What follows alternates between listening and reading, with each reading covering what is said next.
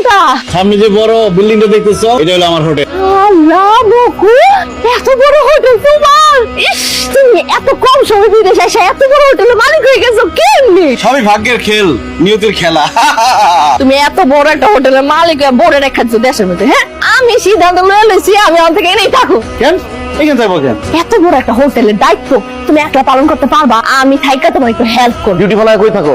11 নম্বর ফ্লোরে যাও, বিছানা ওয়াশরুম সব নোংরা হয়ে আছে, পরিষ্কার করে যাও। এবারে কেন মনে কইতাছে ফল পরিষ্কার করতে, বিছানা পরিষ্কার করতে? আমি তো চিনতে পারতেছি এই লোক কে। ভাই আপনি কে? হ্যাঁ মুখলেস, তুই আমার চিনতে পারতেছিস না? মানে আমি এই হোটেলের ম্যানেজার, তোর মালিক ভুলে গেছো? ও চিনতে পারছি, আপনি তাহলে সেই পাগলটা না? এত বড় সাহস, তুই আমারে পাগল কর?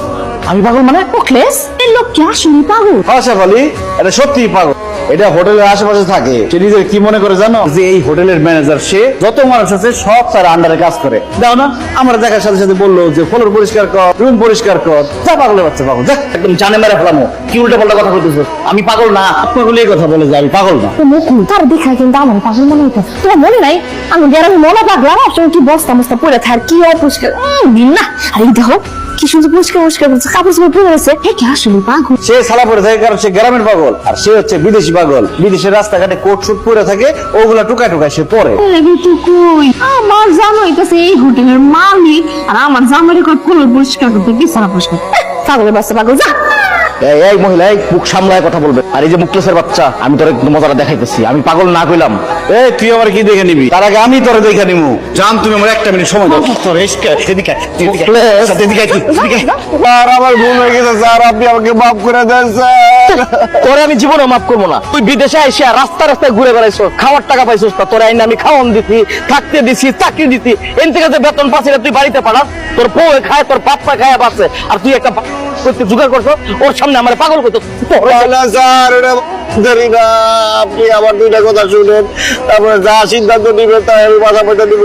স্যার ওটা আমার বউ।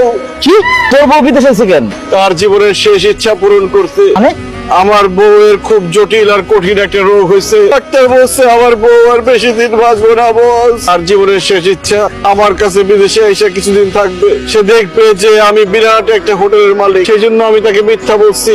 আমি বলছি আমি এই হোটেলের মালিক, আর আপনাকে বলছি পাগল। হায় হায় রে, কি কর? এত সুন্দর মাইয়াটা আর বেশি দিন বাঁচবো না। কিন্তু তার দেখে তো বোঝা যায় না, দেখে মনে হয় একেবারে সুস্থ। ওর রোগটাই এমন, দেখলে মনে হয় না যে ভিতরে অসুখ আছে, রোগ আছে। তোর ভিতরে অনেক কঠিন রোগ বাসা বাঁধছে। আমার বউটা বলে যাবে বস, আপনি তার শেষ ইচ্ছা পূরণ করতে দেন। আপনি তার সামনে গিয়ে বলেন যে আপনি পাগল, আর আমি এই হোটেলের মালিক। কি কইতেছস? আমি নিজেরে গিয়ে নিজে পাগল কমু? না না, আমি এগুলো করতে পারবো। আমি আমার বউকে অনেক ভালোবাসি বস, আপনি তার